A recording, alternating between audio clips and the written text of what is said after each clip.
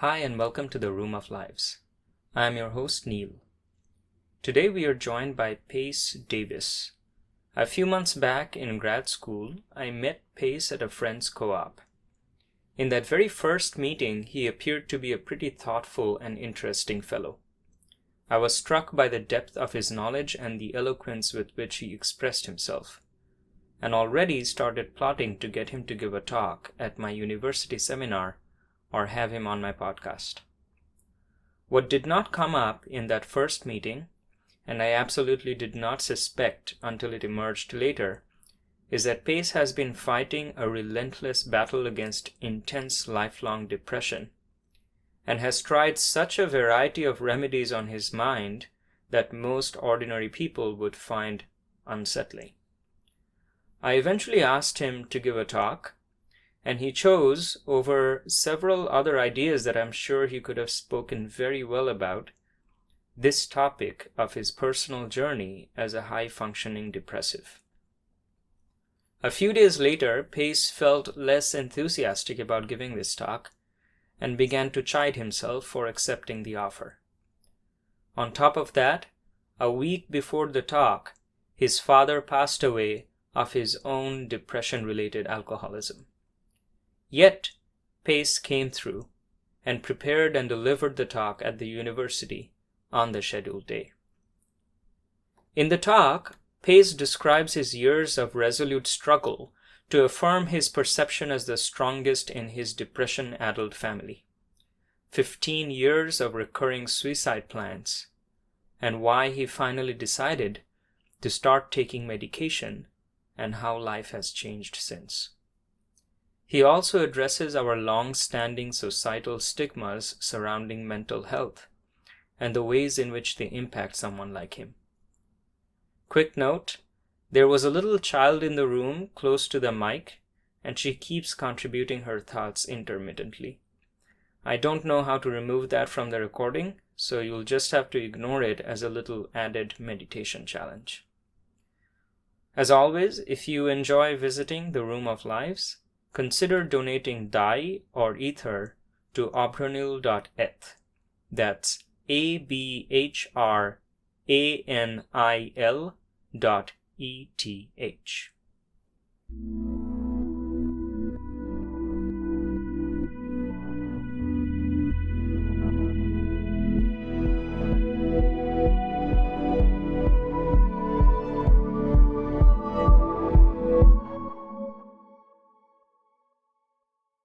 All right, so for those that don't know me, my name is Pace, and Neil asked me to talk about any topic I wanted at Molotov seminar, and I thought that depression and mental health would be the best thing that I could talk about, and mostly because I think it's the quote I've seen that I liked is it's the family secret that everyone has, and it's talked about, but it's often talked about in a pretty sanitized way.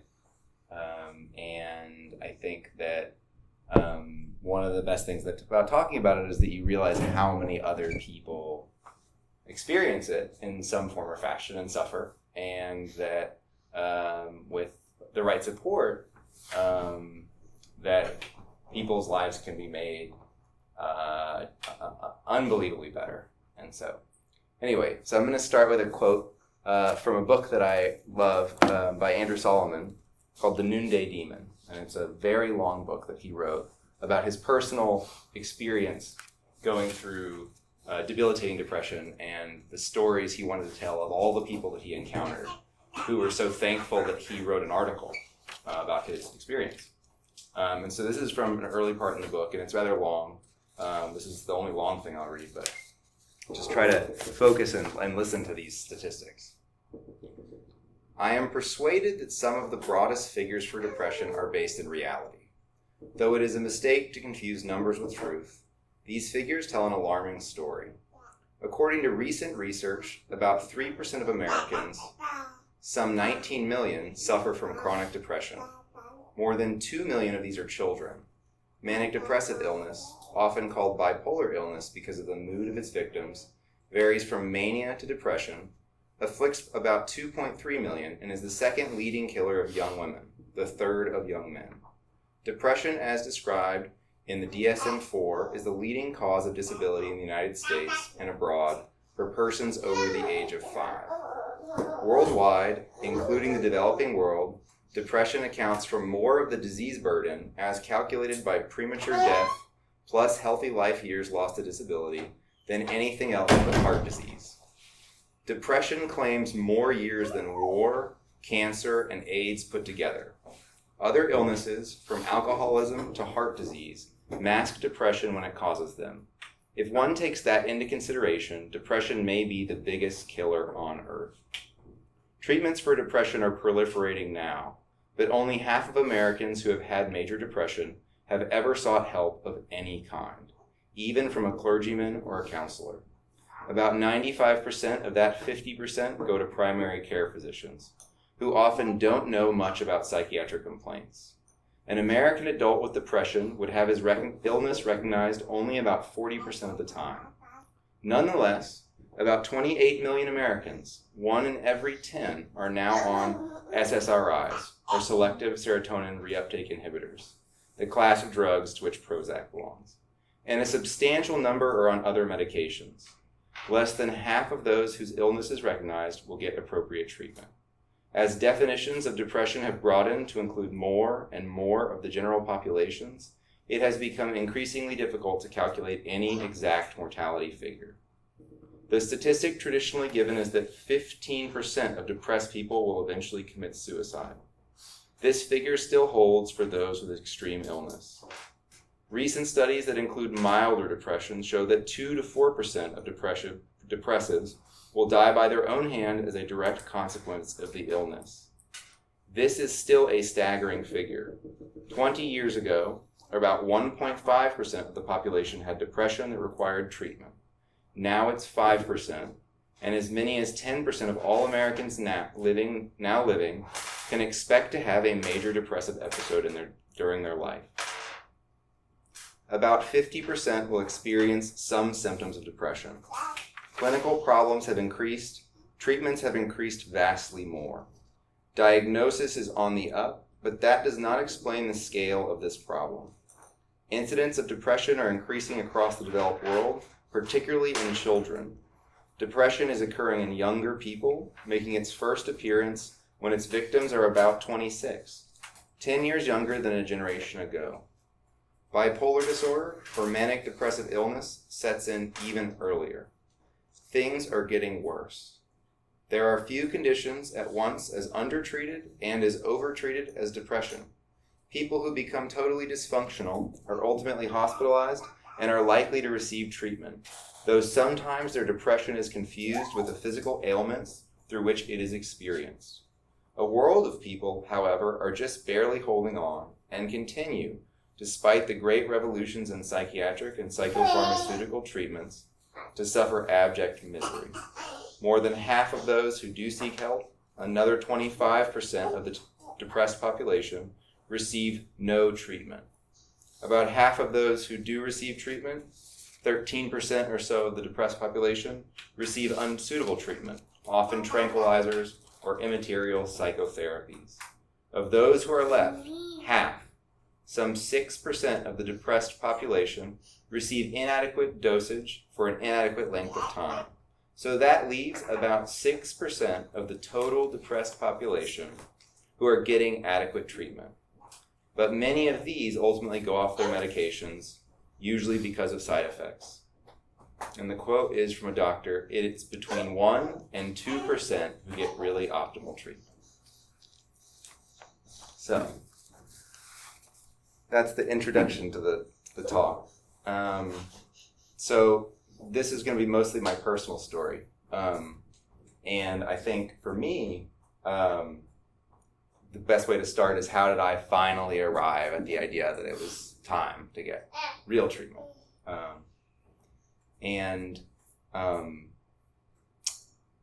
I think my background, my first major depression was when I was 9 years old.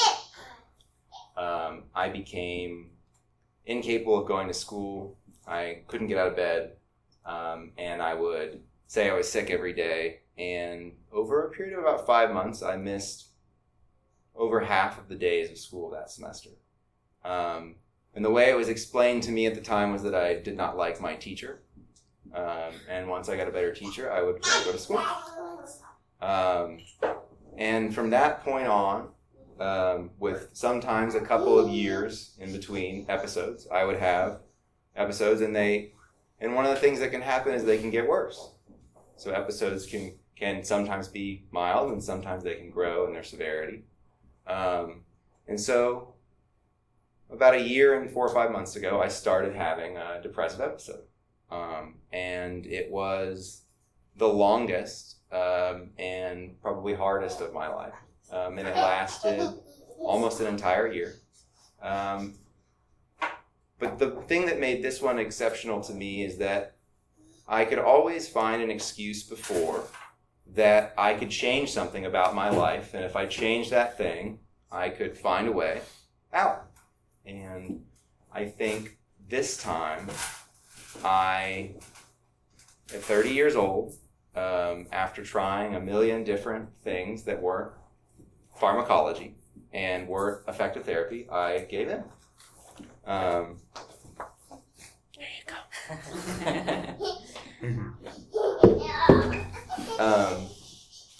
So I think for me, what drove that idea to seek help was that I just didn't know what else to do.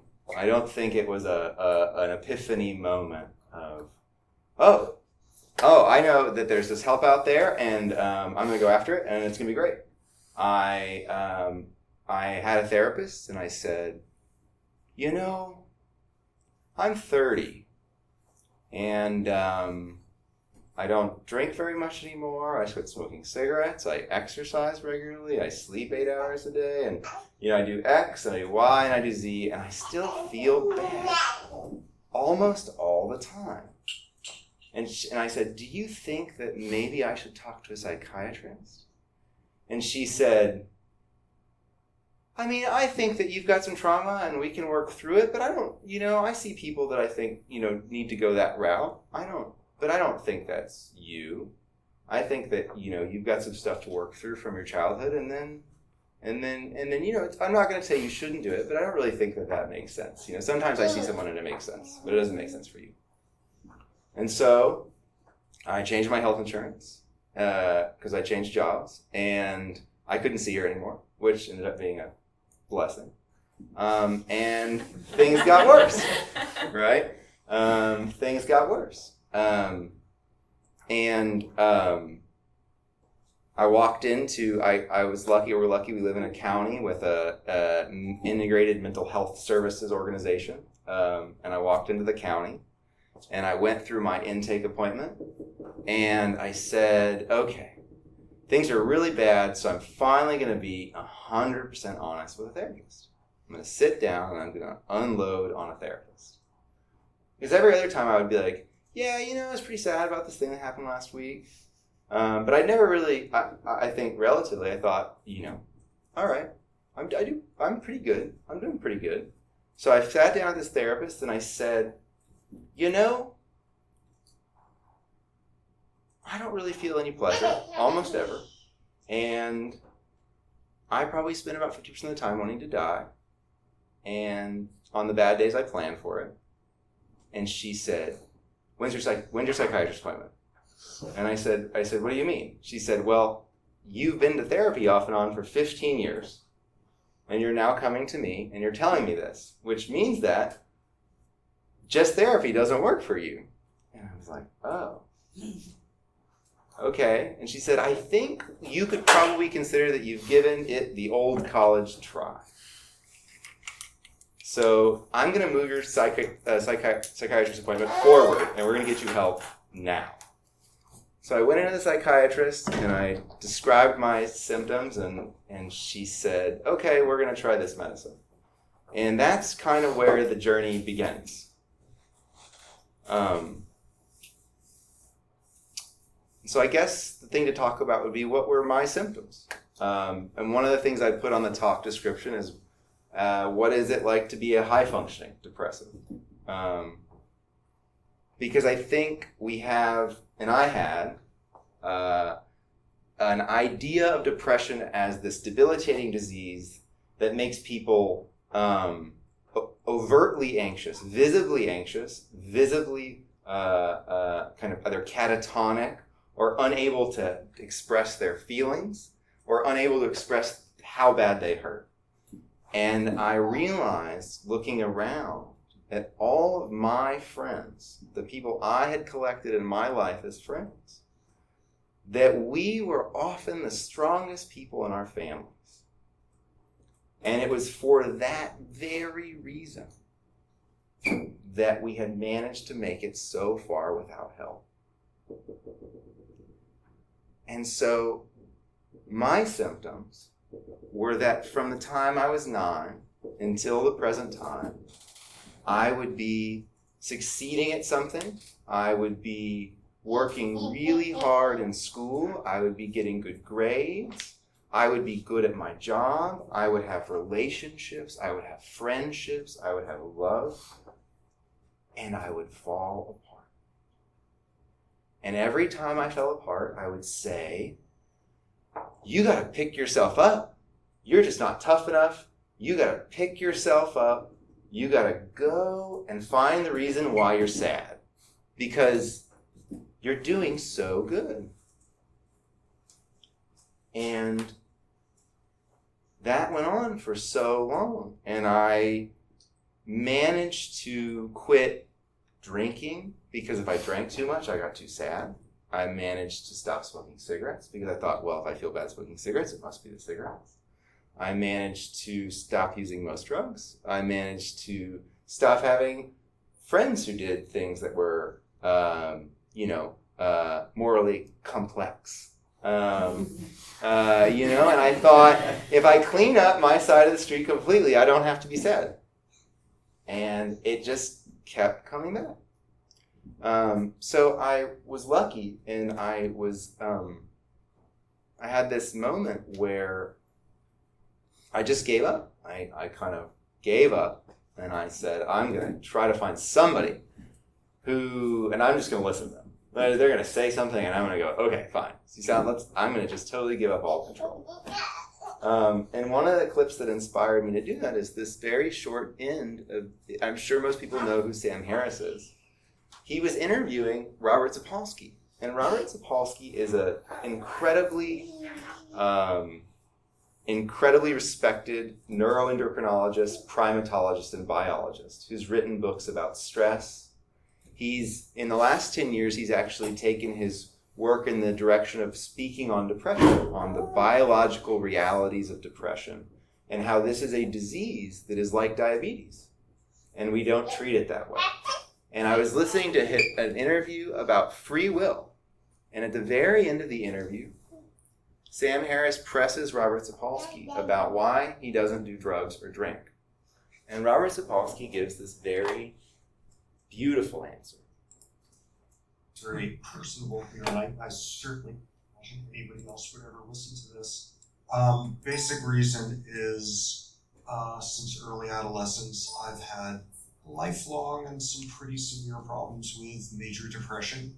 And what was made clear to me by all sorts of wise professionals around then that I amply agreed with was my neurochemistry was screwed up enough and I really didn't want to screw around with it further. It was fragile enough, so just as well not add something to the not very functional mix.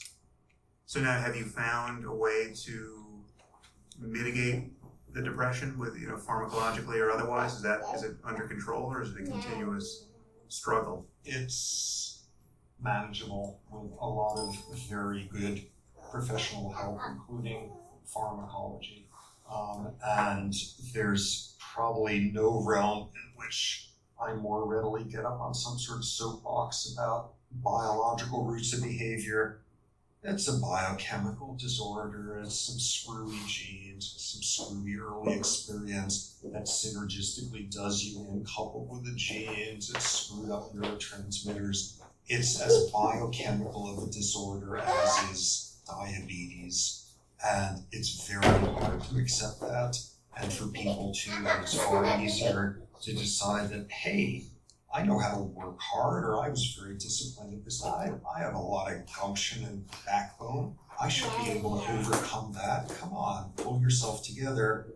It's a biological disorder, and I tell that to people endlessly, and sometimes I even pay attention to when I'm telling people that. For any of our listeners who are dealing with this or have a member of their family who is dealing with it, do you have any advice, any memes you think they should ream out of their heads? It sounds like you just did that to a couple, or anything, or any resources you think they should seek out before others. Okay, going into preacherly mode here, amid there being lots of reasons where a lot of the meds are abused, overprescribed, used for the wrong reasons, used as a crutch, used for blah blah, military industrial pharmacological complex, be on your guard, etc., etc. And untreated major depression is one of the most life-threatening diseases out there. As another thing to emphasize in there, in terms of its biological roots, you don't sit somebody down who has diabetes and say, oh, come on, what's with this insulin stuff? Stop babying yourself, pull yourself together. Whether it's you or whether it's a loved one dealing with the likes of something like major depression, it's a biological phenomenon. You don't tell people, come on, heal your broken bone faster. Let's see some discipline and backbone here. Are there any books?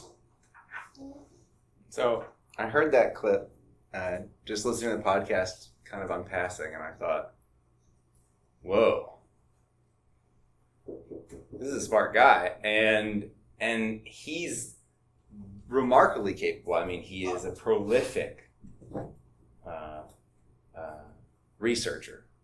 And he is out there spreading the message that this is something that everyone needs to take very seriously, and that there's no shame in getting help, in talking about it, in sharing your stories, in being prepared to listen to those who are going through this. And what struck me about the way he talks about it is that it's not simple, but he sees the need to get treatment as simple. He sees what is often spoken about in very complex terms as simple.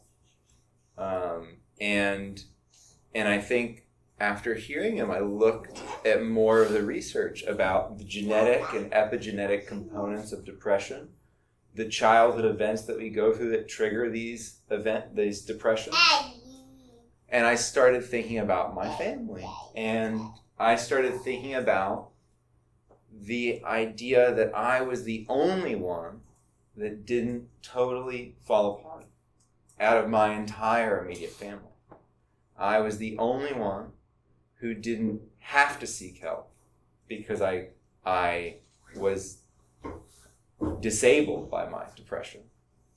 And I used to think of that as this amazing thing. I thought, I'm strong and they were weak. And that's how it's talked about. It's talked about like the people who get help, it's good they got it, and it's really great that they got the help and they needed it, and it's kind of weird that they needed it, but they got it, and that's good, right? Because you don't need help, and we don't need help, but they need help, and then they had to get it, and they just couldn't hold on long enough to get it themselves. Because if they just held on a little longer, they would have helped themselves, but they couldn't make it, and everyone else was going to make it. And I realized that that's how I related, is that I relatively was successful. And my entire world was looked at in the terms of mental health relativity. And I was the king in that world. Except that I wanted to die all the time. Except that I went through yearly crushing depressions, and I would quit jobs, and I would find a new hobby, and I'd find new friends, and I would white knuckle my way through something else really difficult. And hell, I might, if I'd stuck around long enough, maybe I would have white knuckled myself through a couple PhDs. You know, because what's better to get through a depression than just working? Right? Because do a PhD if you want to get it. Yeah. No, but I'm saying, it's like, and that's what I think we see, and we see people of, I do now that I talk about it, I see people of all different backgrounds and all different experiences, and the ones that I see having the most complicated relationship with their mental health are the ones who could grind their way through anything, because if they could focus on one thing, they could kind of hold the wall, hold the door against everything else that was always there. But as soon as that ends, and as soon as that passes, it comes. And then, like I was, you're on to something new, something that can keep you alive just a little bit longer. And so there's a really wonderful clip. The author of The Noonday Demon talks about this regarding poverty. And I think that what I love is that he chose poverty, but I think that we can talk about the relativity of depression in all kinds of ways. And I wanted to play this clip. This is the clip from his TED Talk that stood out to me the most. He talks about what happens when people in a state of poverty actually are acknowledged and treated. I'm struck by the fact that depression is broadly perceived to be a modern Western middle class thing. And I went to look at how it operated in a variety of other contexts. And one of the things I was most interested in was depression among the indigent. And so I went out to try to look at what was being done for poor people with depression. And what I discovered is that poor people are mostly not being treated for depression. Depression is the result of a genetic vulnerability, which is presumably evenly distributed in the population, and triggering circumstances, which are likely to be more severe for people who are impoverished. And yet, it turns out that if you have a really lovely life but feel miserable all the time, you think, why do I feel like this? I must have depression. And you set out to find treatment for it. But if you have a perfectly awful life and you feel miserable all the time, the way you feel is commensurate with your life. And it doesn't occur to you to think, oh, this is treatable. And so we have an epidemic in this country of depression among impoverished people that's not being picked up and that's not being treated and that's not being addressed. And it's a tragedy of a grand order. And so I found an academic who was doing a research project in slums outside of DC, where she picked up women who had come in for other health problems and diagnosed them with depression, and then provided 6 months of experimental protocol. One of them, Lolly, came in, and this is what she said the day she came in. She said, and she was a woman, by the way, who had 7 children. She said, I used to have a job, but I had to give it up because I couldn't go out of the house. I have nothing to say to my children. In the morning, I can't wait for them to leave, and then I climb in bed and pull the covers over my head. And 3 o'clock when they come home, it just comes so fast. She said, I've been taking a lot of Tylenol, anything I can take so that I can sleep more. My husband has been telling me I'm stupid, I'm ugly. I wish I could stop the pain.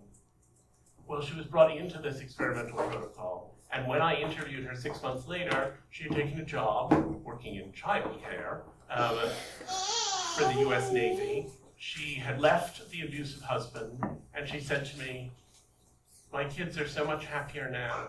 She said, there's one room in my new place for the boys and one room for the girls, but at night they're just all up on my bed and we're doing homework all together and everything. One of them wants to be a preacher, one of them wants to be a firefighter, and one of the girls says she's going to be a lawyer. They don't cry like they used to, and they don't fight like they did. That's all I need now, is my kids. Things keep on changing.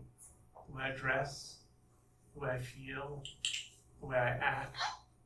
I can go outside not being afraid anymore. And I don't think those bad feelings are coming back. And if it weren't for Dr. Miranda and that, I would still be at home with the covers pulled over my head, if I were still alive at all. I asked the Lord to send me an angel, and he heard my prayers. I was really moved by these experiences. And I decided that I wanted to write about them, not only in a book I was working on, but also in an article. And so I got a commission from the New York Times Magazine to write about depression among the indigent. And I turned in my story, and my editor called me and said, "We really can't publish this." And I said, "Why not?" And she said, "It just is too far-fetched. These people who are sort of at the very bottom rung of society, and then they get a few months of treatment, and they're virtually ready to run Morgan Stanley. It's just too implausible." She said, "I've never even heard of anything like it." And I said, "The fact that you've never heard of it is an indication that it is news."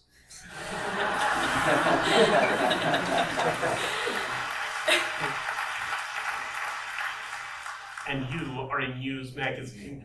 So after a certain amount of negotiation, they agreed to it. But I think a lot of what they said was connected in some strange way to this distaste that people still have for the idea of treatment. The notion that somehow if we went out and treated a lot of people in indigent communities, that would be an exploitative thing to do because we'd be changing them. There's this false moral imperative that seems to be all around us, that treatment of depression, the medications and so on, are an artifice and that it's not natural. And I think that's very misguided. It would be natural for people's teeth to fall out, but there is nobody militating against toothpaste.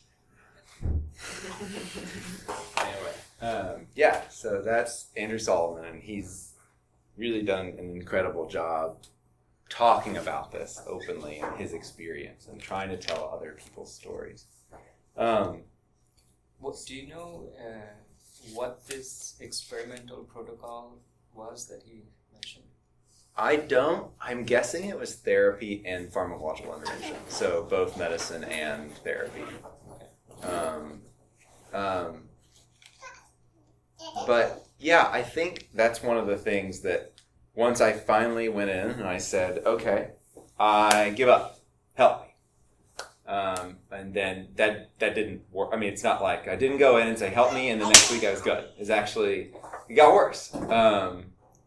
It got worse because to get help, you have to open up some things that are pretty dangerous to open up.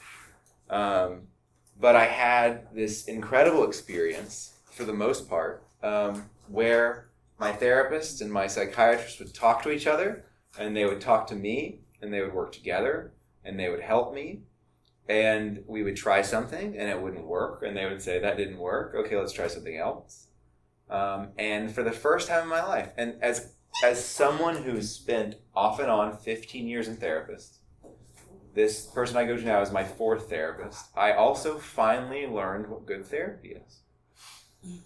And I only had to go through 3 bad ones. And so I thought, man, I'm still miserable. And this is June, July, August, September. But this might work. Like, something might work. And I swallowed my pride, and I took a medicine, and then I took a second medicine. And I went to therapy every week, and I was honest to my therapist. And I was trying to be more honest to other people. And man, the crappiest thing is that it's not a linear path. And that's another thing I realized, is that, I think there are people who have these remarkable turnarounds. And that's so cool. But for me, I remember I went to a 10-day meditation retreat, and I got out and I was so zenned out. I was like, oh, the medicine works. I feel great. I've reached eternal peace. And then I fell apart again. And every time I fell apart, I went back and I said, "Sarah, I'm a fucking mess this week. This week's a mess."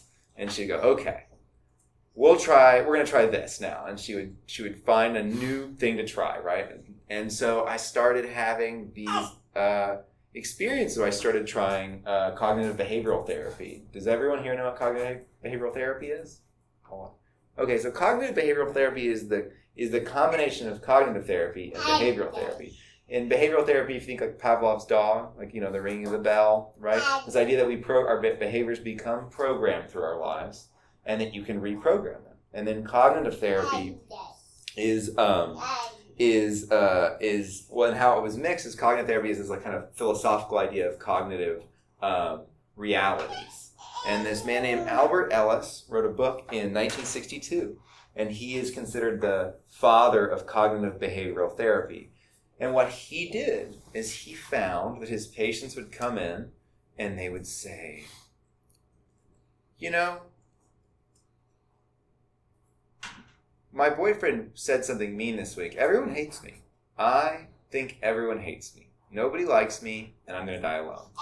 And the therapist would say, okay, how do you feel that way? Why do you feel that way? And he found in his therapy that if he challenged it, he said, okay, I want you to explain why that's correct. I want you to explain why that's a reality. What are the advantages? What are the disadvantages? And so he created this idea of cognitive distortions, which that we walk around, many of us who are depressed, walk around with these distortions because we're already depressed. And then someone doesn't call us back and we say, nobody likes me. I don't have any friends. Oh God, I knew it. I have 0 friends. Okay, I'm going to die alone. And so this, and many other thoughts. And they created basically exercises that where you go through when you have one of those extreme thoughts, and you go through and you look at why you have this thought, how it's advantageous for you to have this thought, how it's disadvantageous for you to have a thought, and basically slowly through doing the exercises you can kind of rework your patterns, the patterns that you've picked up in your life. And they found it was remarkably successful in research. And so I started doing that. And the first time you do cognitive behavioral therapy, if you're like an emotionally intelligent person, you're like, I'm not 5. Did you just hand me a worksheet that asked me to rate my feelings by percentage points? Oh, I'm sad at 60%. Go fuck yourself. You know, you're like, I hate you. How could anyone hand me a worksheet that asked me to say I was 60% sad? And then you do it. You swallow your pride. And you do it, and then you do it again, and then you do it again, and you do it again, and slowly, again, in a non-linear way, stuff starts getting better. You move to the left a little bit, you move to the right a little bit, you know, but you're kind of making progress towards something. And, you know, and then I had done a very small amount of what's called EMDR, which is a trauma-based therapy where you move your eyes, and it sounds super weird, you know. But I started realizing that there's so many therapies out there, and there's so many practitioners, and hopefully a good enough number of them are good. And so as time went on, I found as the year progressed that it wasn't like I had 7 good days in a row. It was like I had 3. I had 3 good days, and that was a victory, man. Whoa. Like, there was 3 days this week where I was excited about something, you know, and the rest of the other 4 I was a dumpster fire. But that was going to have to be okay. And I think that I was really touched by this passage from Andrew Solomon's book because I realized so many of the people I cared about, including myself, had taken this approach to their depression, which was to punish themselves, to repeatedly punish themselves for being born with some genetics and having some bad childhood experiences and having some things triggered inside of themselves which they had no control over. And the way they had punished themselves was by restricting all of the good things in their life so they could just hold on. And this passage is the one that just jumped out at me when I read the book. And it says, at a cocktail party in London, I saw an acquaintance and mentioned that I was writing this book. I had a terrible depression, she said. I asked her what she had done about it. I didn't like the idea of medication, she said. I realized that my problem was stress-related, so I decided to eliminate all the causes of stress in my life. She counted off on her fingers. I quit my job. I broke up with my boyfriend and never really looked for another one. I gave up my roommate and now I live alone. I stopped going to parties that run late. I moved to a smaller place. I dropped most of my friends. I gave up pretty much on makeup and clothes. I was looking at her with horror. It sounds bad, but I'm really much happier and much less afraid than before. And she looked proud, and I did it without pills. And I read that, and I thought, whoa, I'm 30. I don't want to be 31 and do this. And I definitely don't want to be 32 and still be doing this. And so I gave in, and I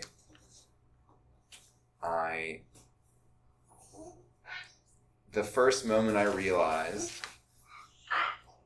that I will gladly take 2 medicines a day for the rest of my life, and I will gladly go to therapy for the rest of my life, if it means that I get to have 3 or 4 good days a week. Maybe somewhere I'll get to have 4. And that would be wonderful. I don't need 6 or 7. If it comes, I'm so open to it. But I think that for all of us that know people and that have experienced it and that have family members who've suffered from it, I think the kindest thing we can do is, 1, to be kind to ourselves, and 2, to have that loving conversation with the people you know that hurt so badly, and let them know it's okay to be weak, and let them know it's okay to give up in the right way, and hopefully they'll get, and we can all get the help that we need. So anyway, that's it.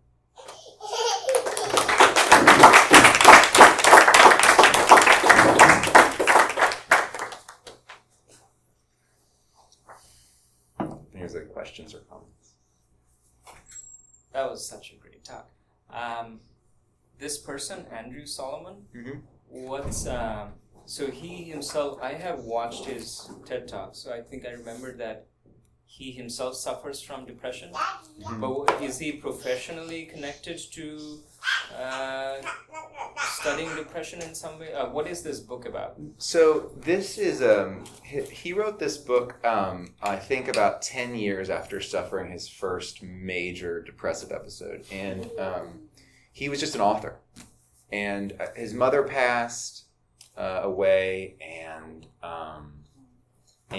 he, I guess about 6 months after his mother passed away, he became basically catatonic, and couldn't get out of bed, and couldn't dress himself, and couldn't feed himself. And in the book, he talks a little bit about the years before, these kind of small episodes he would have. But this was so bad, he had to call his father, and his father had to care for him as if he was indigent. And so once he overcame the first and the second episode, he wrote an article, I think it was published in the New York Times, and he got like hundreds of letters, maybe thousands, from people that were like, I want to tell my story to you. Thank you for writing this article. And so the book is kind of 3 parts. It's his story. It's the story of dozens of other people from all walks of life. Many of them who have undergone much more significant treatment than he did. And they're kind of really hopeful stories. And the third part is that he goes around and he tries to interview people or go experience all the different kinds of therapies that people go to, and talk to psychiatrists and talk to psychologists and write about their opinions. And one of the stances he takes very firmly in the book is that anything that makes you feel better is an effective therapy. When he started, he said, I had this idea that there was only 2 types of therapy or 3 that worked. And then he said, but if anything helps you, if anything makes your life better, it's an effective therapy. Unlike certain other things, right? Like, he talks about you can stand on your head if you have cancer, and it probably won't do anything for your cancer. But if standing on your head makes you have a good day, it's an effective therapy for your depression.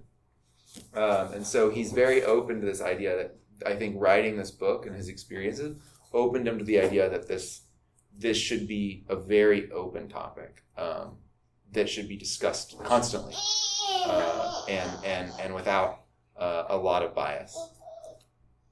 Yeah, so it's a great book. It's incredible. question. How much of a role would you say perspective played in healing and getting you to where you are today? And then also, what did it take for you to believe those perspectives possibly? That's a good question. I don't think perspective played much of a role in me getting treatment at first. I think I was just desperate. I think desperation probably played a role in getting treatment.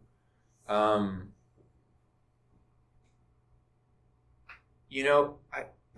can't tell if better things came and perspective followed, if perspective came first and then better things came. Like, I feel like the first time I had a good day or two in a row, it changed my perspective. I don't know if I said, I'm willing to settle for 2 good days. I just don't think I knew that I could stay up till 2 drinking with a friend and actually enjoy it. And it happened, and I was like, where did this come from? I didn't get 8 hours of sleep last night. I didn't go to sleep at the same time. I didn't have to get up and leave in the middle of a conversation because I got so anxious or depressed. I was able to just sit there until it was over. So perspective is maybe a little bit of just being like grateful, but I feel like it actually came after. My perspective was changed by my experience changing. And maybe that's helped me to continue to evolve. But it's I don't know. That's a good question. So this may be too much, and feel free to answer it as much or little as you please, but if you're open to talking about it, what does a bad day look like for you? And then maybe in contrast, what is a good day? Well, I guess a bad day has a scale. There's my anhedonic bad days, which is I experience no pleasure. So there are days in which I feel no pleasure at anything. I get up in the morning and I don't enjoy my coffee or my breakfast. I don't want to go to work, but I go and I smile and I'm nice to people, but I don't actually feel anything. And then I go maybe exercise or do something after. And on those days, they're bad because I can't do anything that I should enjoy because I can't enjoy it. And so if I already have plans to meet somebody, it's hard because I'm going to have to try to find a way to fake enjoying a conversation. And that's one kind of bad. A really bad day? A really bad day is a day in which I wake up and the first thing that happens when I wake up is that I think about how lucky I'd be if I could die a natural death that wasn't my fault so that I could avoid being blamed for dying. And if that doesn't happen, which it has yet to happen, I think about the plan to commit suicide that I've had for 15 years. And fortunately for me, my plan takes about a week. And so I usually give up pretty early on because a week's a long time. And I don't usually feel that bad for a week. And that's a really bad day. And a good day. A good day is I wake up. Usually my neck or back doesn't hurt. That's a start. I'm just kidding. I enjoy my coffee. I like the taste of my food. I go to work or I do whatever I have. And the difference between a good day and a bad day for the not terrible days is really just that I like people and that I enjoy talking to people and that I can connect to people and that I can feel excited about something and that I can imagine accomplishing something not because I've given myself the arbitrary requirement to accomplish it, but because there's a feeling of excitement about accomplishing it.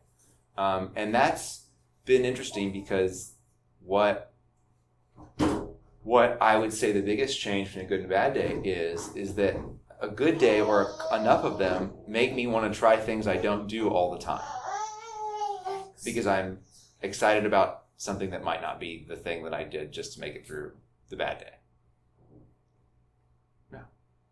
Cool. Does that answer? Yeah, thanks for sharing. Yeah. does to cancer. Yeah. I have more of like a comment than a question, or sort of like inviting anyone's thoughts and yours. I'm a little nervous because this is kind of a pregnant kind of topic, but some of the language that stood out to me was describing like the depressive disposition as a genetic vulnerability, and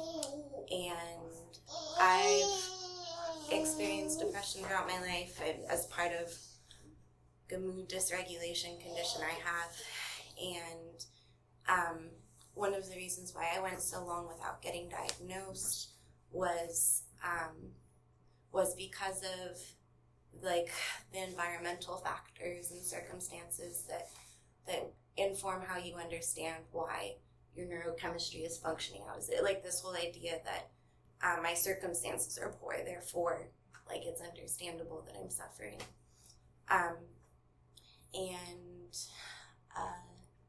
So an enormous confusion for me was that I understood myself not as somebody who was like experiencing like some neurochemical oddities in a vacuum, but somebody that was just very sensitive to the external world. So like I wasn't this idea that the opposite of depression isn't happiness but vitality really sticks out to me, because like the manic aspect of like manic depressive disorder is often described as euphoric, but like the way that I experience it and the way that I've heard it experienced by a lot of people is like feeling very, very alive and engaged and responsive to everything. And so what I was trying to say was like what I experience cycling is just being very inspired or just being very interested in people when I'm on an upswing, and then the depressive aspect is justified by the distressing realities that actually exist in the world. And so what I'm trying to say, and then also too, like the genetic aspect of these neurochemistries and that they are often triggered by like childhood experiences. What I'm trying to say is that it was difficult for me to understand myself as being different from others in a way, like I feel like these conditions can be talked about as though they're almost divorced from reality, rather than being partially informed by reality and importantly informed by reality in some senses. And I'm talking for I'm so sorry.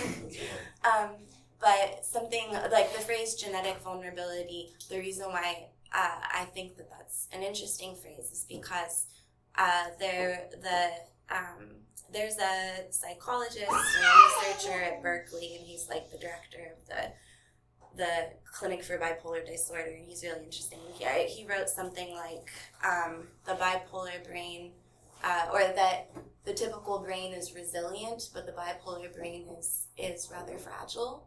And what I understood reading that like last year helped me see that possibly it's the case that people who, like the other 90% of the population, has these built-in neurochemical like coping mechanisms for handling like the enormous rush like that you can experience in the world because it's very beautiful, and then the pain that you can experience because it's also really terrible, and so how like genetic vulnerability, I'm getting a little nervous talking about it. But genetic vulnerability is interesting to me because it suggests that like maybe on the other side, the other 90% are resilient, like rather than these feelings not being informed by the external world, but just that most people are just have like compartmentalization capacities and don't experience those intensities because there's like a biological safeguard against it or something. So. That makes me think of this study. I was trying to find it before the talk and I couldn't, but there's like some really large study in either Australia or New Zealand where they followed thousands of children who had 2 different genes that affect serotonin. And at outset, with no traumatic events, they both had the same percentage chance of having depression. But after like 7 or 8 traumatic events, one group had a 40% increased chance and the other had a 400% increased chance. Yeah, I read about that. Oh, I'm so sorry. Is it okay for you to talk? So I have a son, and so I became really interested in the genetic aspect of bipolar, and what I learned was that so it's very clear that there's like a genetic disposition for bipolar, but it's not necessarily the case that it manifests, right, behaviorally or neurochemically, and those are those like childhood experience triggers. But like what was interesting to me was that the same thing that you're describing is that it doesn't reliably turn on for everybody. Like some people are extra sensitive to it, and yeah, it's just mind-boggling. Yeah, I like that. Like it's talked about in that way because it's. I mean, it's it doesn't solve everything, but it makes it less like, oh, you just. Why aren't you tougher personally? It's kind of like it's a roll of the dice, and and let's help you. I don't know. That's kind of how it comes off to me, which I like. It's not a personality fault. Yeah. And I think that there's something you said about like the sensitivity to the actual things in the world that are really bad. And I think what's interesting about the depressive personality, and I can only speak to my experience, is that there are a lot of really awful questions that you can wrestle with if you want to. I mean, not if you want to, but if you encounter them, right? And it seems like the depressive personality, right? The depressive person, or maybe the bipolar mind. When you get into that reality, you acknowledge it for its kind of real state of things. They're real state of things, and they can be very bleak. But it seems like the resilient brain goes, okay, either maybe just doesn't even say, I'm not going to think about that. That's because like I've had conversations, and one of the things I found about depressive people is that we can talk about the darkest shit for hours. I mean, hours. I can talk about like food insecurity throughout the world, and I can just talk about it, and I can have this totally level like, yeah, it's so fucked up. But then I find people who are not depressive often are like, I don't want to talk about this. I do not want to talk about this. I have no interest in talking about this at all, actually. And it's interesting because it's like how this stuff encounters our brains when it enters it, right? Why some people are, the word okay seems off, but are capable of entertaining the true dark nature of certain things in the world, death, humanity, interactions, and why some people are like, yeah, I want to go watch a show that makes me feel good, or I want to go do this thing that makes me feel good, and I think the hard part, I don't know if anyone here's experienced, but there's some kind of attachment to that madness after long enough. You're like, I am an insightful person who experiences deep feelings. I have wells of deep feelings in me, and if I go get help, do I get to keep the madness? Like, and I had a friend, and she actually said this to me. She said, it's really interesting. You're getting treatment. Do you find that it takes away your ability to feel? And I was like, that's an interesting question. And she wasn't being like, obtuse. She's like, do you ever feel like though, like you might lose kind of the edge? And I was like, I can't write poetry because I'm so depressed all the time. I may actually be able to write a poem now. And I might be able to tap into the stuff that was always there, but it's not like, I'm not overwhelmed, but it's like, oh, I'm a failure before I even pick up a pen.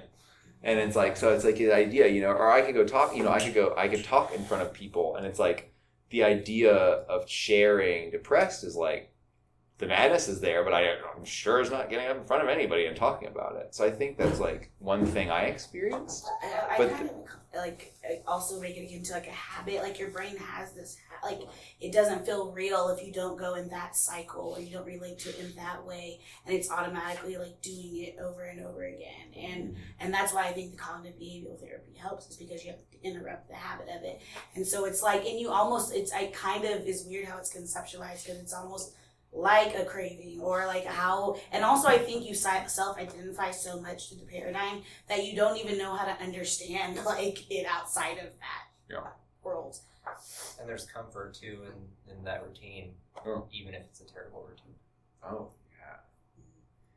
yeah. I mean, and it's weird because I have a few good days. I agreed to do this talk, and then I thought, you're a fucking idiot. Why'd you do this talk? And then on Tuesdays I was like, the talk's on Friday, and you don't want to meet anyone new today or talk to anyone today. Are you going to be like that on Friday? Like, and then like Thursday came, and I'm like, I don't want to talk to any people on Thursday.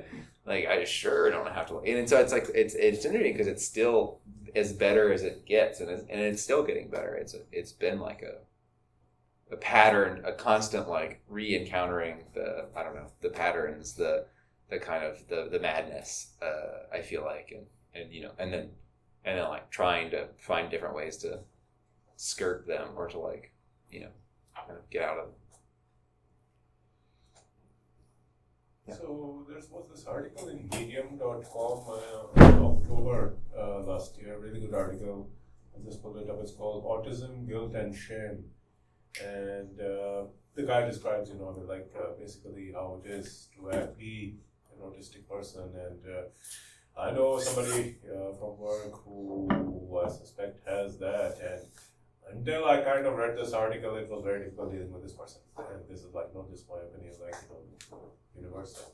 Because he just, he'll start talking in the middle of a sentence of others, and like his social skills are just really all over the place. But once I read this article, now I can, I have a much better way of, at least understanding where he's coming from. Do you think it would help if people who have, many diseases, but basically, if others knew about them, that, they would be better, prepared to deal with them. By dealing, I just mean they wouldn't necessarily get, call that a bad person or whatever, but I mean, kind of know that, so, if somebody, basically, kind of, as it were, steps out of the closet and tells that, hey, this is the deal, and, just thought, I'm just curious, what do you think of that? Yeah, I think that more people knowing about it and people expressing it, I think it's risky. I think that it can be really risky to talk about your illness in the wrong environments. I know I can't talk too much about it, but I have a family member who was diagnosed as bipolar, and they were so excited. That sounds weird. No. But we were having dinner, and they were like, "I just got diagnosed with bipolar," and they said, "I'm pumped," and I was like, "Not to be bipolar, but to be diagnosed." And I said, "Why?" And he was like, "Well, I actually have a condition that people recognize as a real condition." And it was like, if a cop, if someone shows up and says, "Oh, they're depressed," people's like, just fucking pick yourself up. But if you tell someone, "Oh, that person's diagnosed bipolar," they're like, and they're off their meds, people will actually treat them with some more degree of care. And they were like, that's actually a really interesting. They were excited that they, one, had been properly diagnosed, and two, were properly being treated. But really, they were also excited because people recognize certain things and they don't recognize others at all. And so if you, and this is not in every environment, but he was like, at my workplace, if I say I'm bipolar and something happens, I may actually get the protections to have to not go to work that day. But if I said I'm diagnosed with a major depressive, they would be like, okay, you can get fired if you don't, and so anyway, that was an interesting moment to hear that. I hadn't thought of it, but it was like, wow. Well, for me, getting the diagnosis, it was not as much, I get to tell other people, and that gives me relief. It's, I know there's something going on that is classifiable. And, you know, because pacing from sunset to sunrise, you know, seamlessly, you know, without even noticing that the time passed, being able to say, oh, I was in mania. Like, oh, okay, all right. It really gave some ground under my feet. Yeah. Yeah, the metaphor for myself and my diagnosis the reason I think it's kind of difficult, because even if people do read articles sometimes, there's still these very deeply held beliefs on like how behavior should be, and like, well, I would never do that because if they did, like, what does that have to do with their like diagnosis, their depression? That doesn't make sense. That's just if you're a good person or not. And I started to think about like the whole metaphor about diabetes, and people wouldn't say like, oh, well, why do you need that medicine? And it's like, well, what do you think? What would it be like if your brain is actually sick, like doesn't actually have the neurotransmitters you need? Like, you can think of it on the physicalist level. They're not there, or they're not where they need to be. So how can you do the thing? And also, the thing, whatever it is. And then also, I think that's one reason it's difficult to tell sometimes that it is this thing, rather than you as a person, whether you're being lazy or procrastinating, or you just don't have the will to do it. And oh God, sometimes that would make y'all, it just makes you forget things. But speaking of the right medicines, I forgot what did I say right before that? You don't know if it's you or the. Oh, and then thinking about what would it feel like though, like since it's your consciousness in a way, like you can't tell that you're sick sometimes. Like you can't tell that you're being manic. Yeah. You just are like, oh well, I'm just a little this right now with that, and so it's like, because it's your brain or the way you experience the world, it's even hard for you to self-conceptualize that physical thing is happening in your brain. Because I think a lot of people believe that people who are different in these ways, like, are usually not lucid. And I've always, I mean, with the exception of like a short period in my life, I've always felt lucid. And I was responding to what you were saying, but so like, yeah, so basically your cycling, or possibly even your depression, could be perceived as just like your quirks, like just like oh, this, like one time I painted, this is kind of funny, but I had a very loving roommate, one of my best friends, but one time I painted all the furniture in her house aqua, and it was just like, it was like I was a character in the movie, and it wasn't like hurting anybody because she liked it, but it was like, I was lucid when I was doing that. I wasn't like, oh, I'm manic now and I'm just gonna do this crazy thing. But yeah, so I think that sometimes you don't have perspective on yourself because you're just like odd, and I've always been odd, and especially if you have people around you who encourage that. Yeah. I think it's like, it's weird how it's hard to tell where something begins and ends a lot of the time. Or am I sad today because I'm sad, or am I sad today because I'm depressed? Yeah. And like, you know, is this grief? Is this regular grief? Is it just like a bad Monday?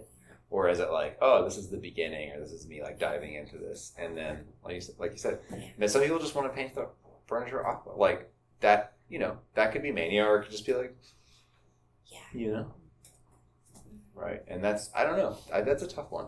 And I guess, like, when you talked about perspective, I feel like the only thing that's made me start to recognize the difference is actually not feeling that way. Like, I'm like, oh, like, this is what a good day's like, so wait, I have to look through all of this past. Like, oh, I have to look through all of these just, like, drawers full of experiences and be like, oh, that was dark. That was not just me being like, oh, I failed that test.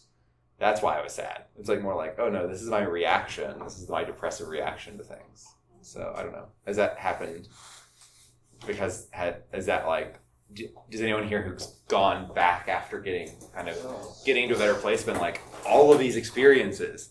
Oh, I could recatalog my entire life right now. Yeah. But I also wonder too if people also don't suffer from these things also look back and they're like, oh, that's how I was reacting to like, I did that, but I didn't realize what my motives were at the time. But in retrospect, that was really clearly my motive. Yeah, I don't know. I get confused about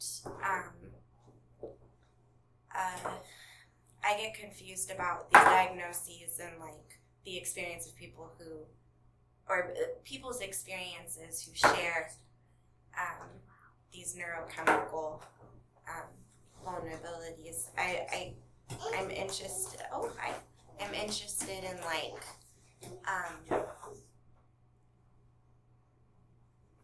just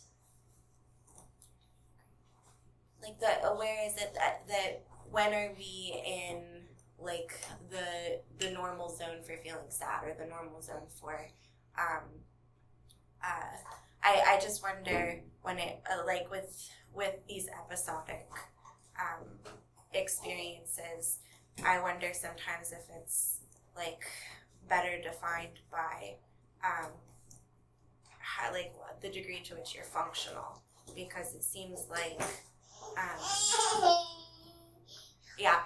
I guess I'm just like the neurochemistry of sadness is like kind of a mystery to me, so I'm just not sure how it is that we know when somebody is like when there's something malfunctioning versus I'm sort of so case there's the example of diabetes. There is like two ways of being diabetic. You either don't release insulin or you release insulin, but things don't act on it or something. In terms of depression, are there like one type of depression? Are there 100 types of depression? So when Sapolsky says it's like diabetes, there's a much longer talk. If you search Sapolsky depression, I think he went to Princeton and spoke, and he talks about how you can take someone's blood who's depressed, and they have multiple blood markers, right? The same as someone who's diabetic would have blood sugar levels that you could literally measurably detect. You can say, oh, this person's diabetic. You can actually take someone's blood and they will have a certain hormone profile that's changed. They will have cortisol levels that are out of whack. And so when someone can't get out of bed with depression, they are actually having a biological reaction in their body that is pumping so much cortisol through them that the reason that they don't want to shower is because their body's literally telling them they're like dying. Basically, their body's debilitated them. And there's a psychological component to but somehow that psychological component manifests in the same physical ways that any other disease that we classify as a disease does. So it's cortisol overload is what it is? Mm-hmm. Oh, And so a lot of his work is actually on stress. And I think that may be how he kind of got into depression, because he saw stress levels in like baboons that he studied for 25 years straight. And he talks more about that in some of his other talks. But yeah, it's like that's kind of what I found so interesting is in his much longer talk, he actually, half of it is a blackboard explanation of what chemically is happening in a person's body. And I think I had a really good quote from him. Let me see if I can find it. I wrote it down. These are his, and he says in his talk, if I had to define depression in one sentence, I would say it's a biochemical disorder with a genetic component and early experience influences where somebody can't appreciate sunsets. And so I think, and that's like, that's one of the things I think that makes it interesting that it's still treated, if there's this much information out there and it's still treated as like a pick yourself up, or like, oh, you're just being extra sensitive today, or like, et cetera, then we really have a problem if that's why, and the weird part is it's not just in the media. It's like you go to a therapist and they'll tell you don't need medicine. You go to a psychiatrist and they'll tell you therapy doesn't work. Right? And so there's like kind of ego and attachments all over the place that like as a depressive person I had to sift through, and I've had to watch people sift through.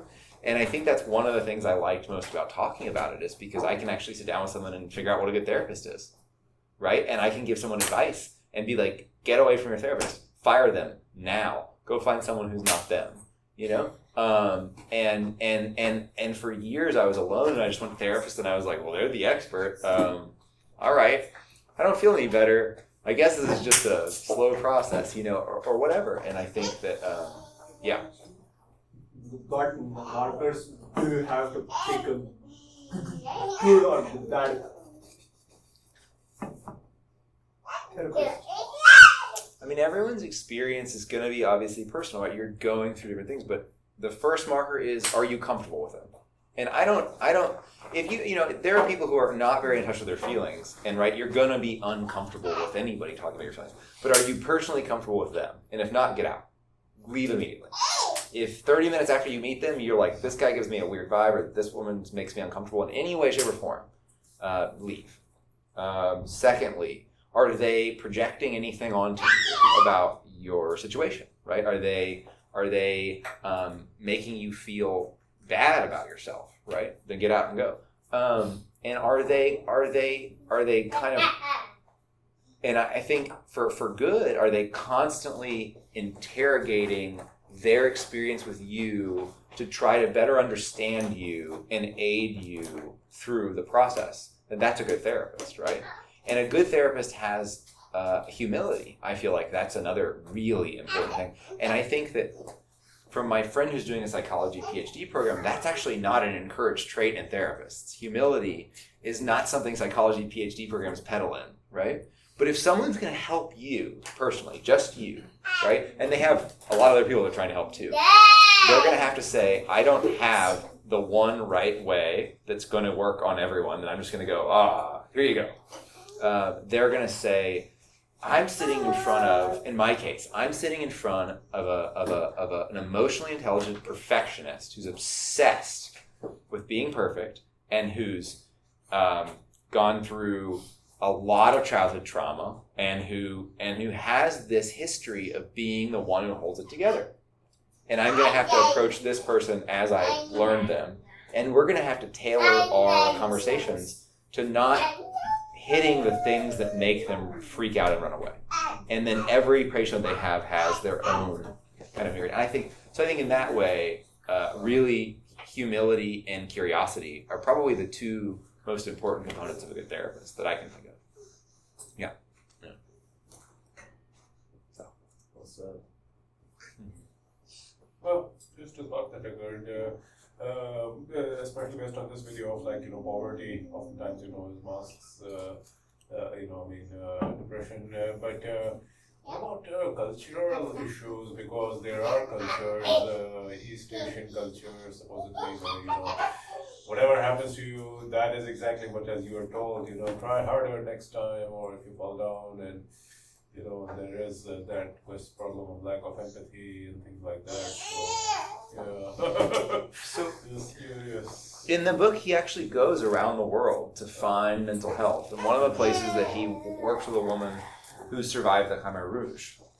And she has set up an organization for women that survived the Khmer Rouge, and their experiences are just beyond horrific. And the reason the woman set up the organization is because after everyone survived, they all survived, but after they survived, some of the mothers were so traumatized that they stopped caring for their children because they made it, right? They held it together, and then they couldn't speak or things like that. And so he goes to Greenland, and he works with like native Greenlanders who have to survive brutal 10-month winters, and people die from all kinds of brutal aspects of winter. And so he basically goes around the world and he talks about how obviously in cultures there are things that are keeping people from getting treatment, but that he basically finds that depression is a worldwide phenomenon that needs to be treated as a worldwide phenomenon. And it doesn't mean that every culture has to treat it exactly the same. It just means that every culture needs to acknowledge it and treat it in the ways that work for them.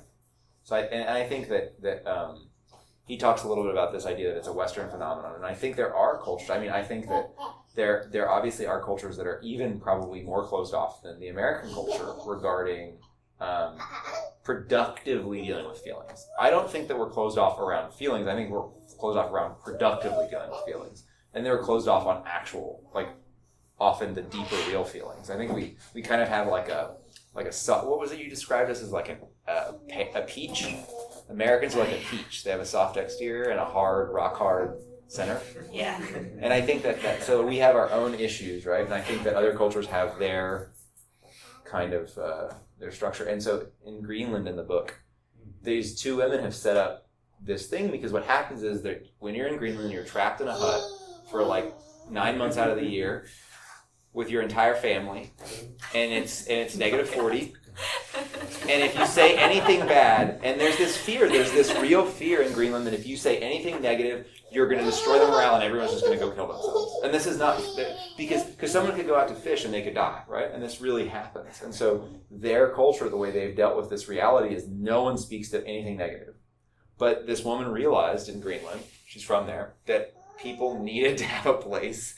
And so she just asks people how they're doing, and if they don't just say, fine, she's like, you can come to my house if you'd like. And then so like she has now acted as the only psychologist in her area. She just allows people to come to her house and cry and say, oh my God, it's so awful, it's so awful, it's so awful. And like, and tons of people have taken advantage of this. So I think, you know, he kind of cast this like, this needs to be worked on everywhere, but there are hopeful spots in every culture. So, any other questions or comments? Well, thanks for a really, really great talk.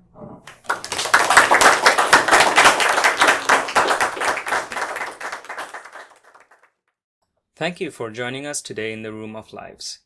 In the next episode, Pace tells us about something completely different. On one occasion, Pace confided to me that his depression had driven him to want to die, but he at least wanted to die doing work that he considered meaningful and worthy. So after he finished his studies, which included learning Arabic, Pace went to Palestine under the pretense of being a backpacking tourist and began to work with the international solidarity movement there. This is an organization led by Palestinians, but also comprising Israelis and other foreign nationals, whose objective is to support the popular Palestinian resistance through non-violent means. Several of Pace's colleagues were killed while doing this work, but he made it back alive. And in the next episode, he's going to tell us all about it.